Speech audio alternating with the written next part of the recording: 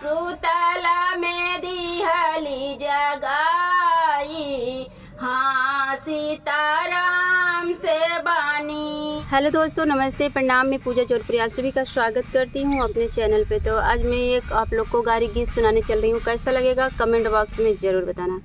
तो चलिए सुनिए मेरा गारी। उमड़ी है गंगा, उमड़ी है यमुना, अरे उमड़ी करार एक लागी, हाँ सीताराम से बनी। उमड़ी है गंगा, उमड़ी है यमुना, अरे उमड़ी करार के लागी, हाँ सीताराम से बानी। कोई सही उमड़ी है दुल्हा की बहिनिया, अरे उमड़ के हवा कयाई, हाँ सीताराम से बानी।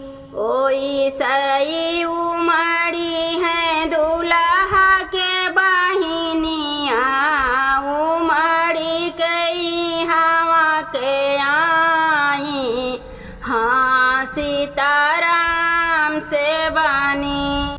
अपनी महलिया में सुतल रहे कवन रामा, सुतल में दिहली जगाई, हाँ सीताराम से बानी। अरे सुतल में दिहली जगाई, हाँ सीताराम से बानी। अखिया मिजत के उठल कवन रामा, अखिया मिजत के उठल कवन रामा, काहे के दिहलु जगाई, हाँ सीताराम से बानी।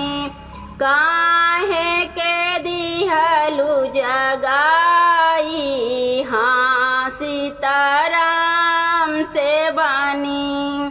बोलत बतियावत होई गे सबेरवा, अरे अब कैसे हम घर जाई, हाँ सीताराम से भजो। अब घर हम कैसे के जाई, हाँ सीताराम से भजो। उमड़ी है गंगा, उमड़ी है यमुना, अरे उमड़ी करार के लागी, हाँ सीताराम से भजो। अरे उमड़ी करार के लागी, हाँ सीताराम से भजो। उहवा से उमड़ी है समधी की बहिनिया, उहवा से उमड़ी है समधी की बहिनिया, अरे उमड़ी के हवा के आई, हाँ सीता राम से भजो। अरे उमड़ी के हवा जे आई, हाँ सीताराम से भजो।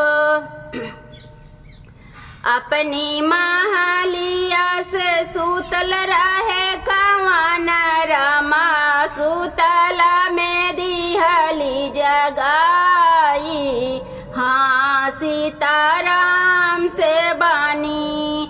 अखिया मिजत के उठल कवन रामा, अखिया मिजत के उठल कवन रामा, काहे के दिहलु जगाई, हाँ सीताराम से भजो। काहे के दिहलु जगाई, हाँ सीताराम से भजो। बोलता बतियावता होई गे सबेरवा हो, बोलता बतियावता होई गे सबेरवा हो, कैसे के घर हम जाई, हाँ सीताराम से बानी, कैसे के घर हम जाई, हाँ सीता